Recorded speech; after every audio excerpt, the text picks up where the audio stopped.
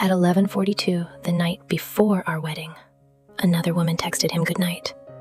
Not casually, not harmlessly, like she already belonged to him. He was in the shower, music playing softly from the bathroom, steam slipping under the door. Everything felt normal, routine, safe, until his phone lit up beside me. I wasn't suspicious. I wasn't even curious. I only looked because the room was dark and the brightness caught my eye. At first, all I saw was her name, someone I recognized immediately. A woman from his office. Someone who had been around us for months. Birthdays, group dinners, wedding events. Someone I had hugged just 2 weeks earlier. Then the message loaded fully. I wish I was the one waking up next to you tomorrow. My chest tightened so fast, it actually hurt. Because people don't accidentally send messages like that. I picked up the phone before I could stop myself. Not to search, not to spy, just to see if there was something harmless hiding inside a terrible sentence. But the conversation was already open. And the moment I scrolled, everything started collapsing. It wasn't hundreds of messages. That somehow would have felt easier to dismiss. It was worse than that. It was consistency. Weeks of conversations that felt emotionally intimate in a way I recognized immediately. Not flirtation, not obvious sexting. Something deeper. Messages about stress, about exhaustion, about feeling understood. Things he used to say to me. And suddenly, I understood something terrifying. I wasn't reading the beginning of an affair. I was reading a relationship that had already formed. Then one message stopped me completely. After tomorrow, we won't have to pretend anymore. Pretend. I read that word at least 20 times because my brain refused to process it. Pretend what exactly? That he loved me? That they weren't already together in every way that actually mattered? Because there are some messages you can explain away, but not that one. That message only makes sense if two people already believe they belong to each other. The bathroom water turned off. Panic hit immediately. I locked the phone and placed it back exactly where it had been. Same angle, same position. A second later, he walked out smiling, still talking about seating arrangements for the ceremony. And I just stared at him. Because suddenly, I couldn't tell which version of him was real anymore. He kept talking like nothing had happened. About flowers, about the playlist, about whether his brother would show up on time. And I sat there nodding while my mind kept replaying the same line over and over. After tomorrow, we won't have to pretend anymore. Every time I looked at him, the words landed heavier. He noticed I was quiet eventually, asked if I was stressed. I almost laughed, because stressed felt too small for what was happening inside me. I told him I was tired, that wedding planning had finally caught up with me. He moved closer immediately, wrapped his arm around me, kissed the side of my head. And the strange thing was, part of me still wanted to believe him. Even after the messages, even after everything I had just read. Because when you love someone for years, your brain doesn't instantly switch to hatred. Sometimes it fights to protect the version of them you thought was real. That night, he fell asleep quickly. I didn't. Every time he shifted beside me, I kept wondering whether he had been texting her while lying right next to me for months. Whether she knew things about our relationship, our arguments, our plans. Whether they had talked about the wedding together. Whether they had laughed about it. Whether the version of me he described to her was someone I would even recognize. Around 2:13 a.m., his phone vibrated. He woke up immediately. Too quickly. He grabbed it before I could even glance at the screen. And that reaction told me more than the messages had. Because innocent people don't move like that.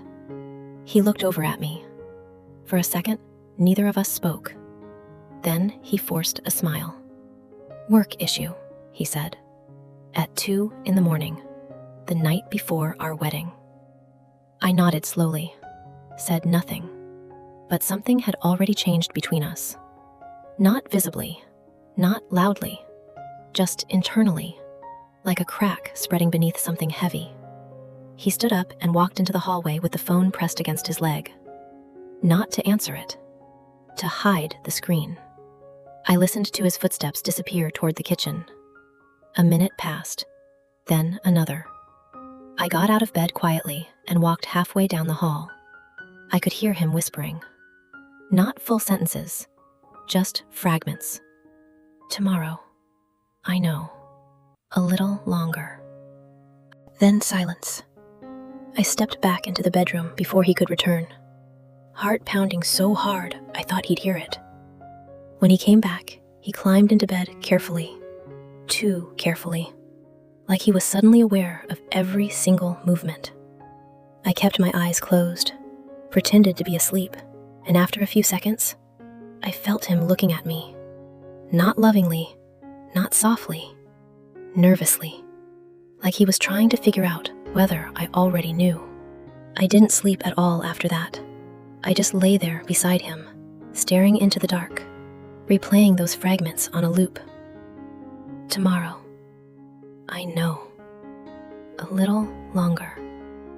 Trying to understand how someone could lie right next to you and still be somewhere else entirely.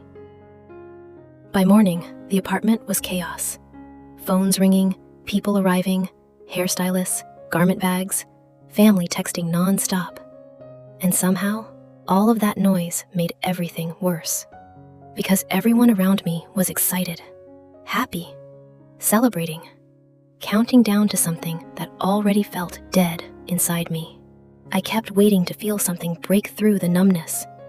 Anger, certainty, anything that felt like a clear next step. But nothing came. Just a quiet, steady understanding that had been settling inside me since 11:42 the night before. He acted perfectly normal. That was the terrifying part. He smiled in photos, held my hand in front of people, kissed my forehead while my mother adjusted my dress. And every time he touched me, I wondered if he had touched her the same way, if he had said the same things, if any part of what I believed was ours had ever actually belonged to me at all. The ceremony was scheduled for 4 p.m. By 3:20, I already knew I wasn't going through with it. I just didn't know how to stop everything without destroying the entire room. 90 people on the other side of a door. Music, flowers, a man I had spent 3 years building a life with, and a decision I had to make alone. Then something happened that made the choice for me. I stepped away from the crowd for a moment, into the side hallway behind the venue, just to breathe, just to have 1 second of quiet. That's when I heard voices around the corner. His voice, and hers.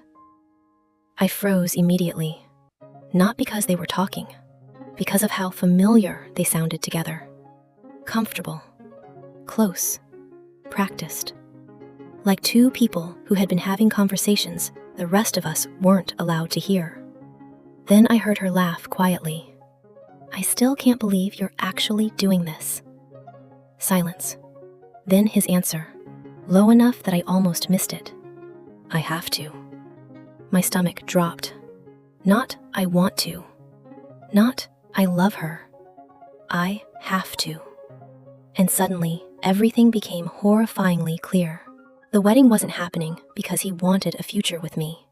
It was happening because he didn't know how to escape the life he had already built. I heard footsteps shifting, closer. Then her voice again. What happens after today?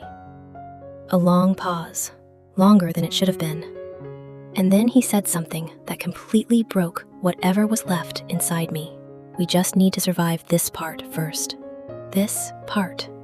Like our wedding was an obstacle, a phase, something temporary standing between them and watching that actually wanted.